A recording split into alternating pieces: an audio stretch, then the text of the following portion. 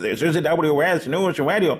The U.S. has decided to will protest what it called the unsafe and unprofessional intercept of an American reconnaissance plane by the Russian fighter jet over the Baltic Sea last week.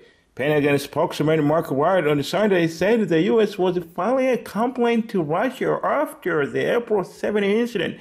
Russian officials have denied their pilot did anything wrong, according to several news reports.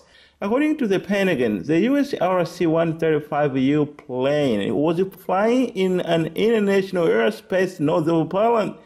U.S. officials say a Russian Su-27 fighter intercepted the U.S. aircraft at a high rate of speed from the rear, and then it proceeded to conduct two more passes using unsafe and unprofessional maneuvers in close proximity.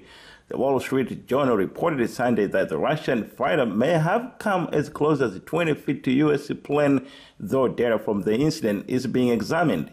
James Flutter, WBS News Radio.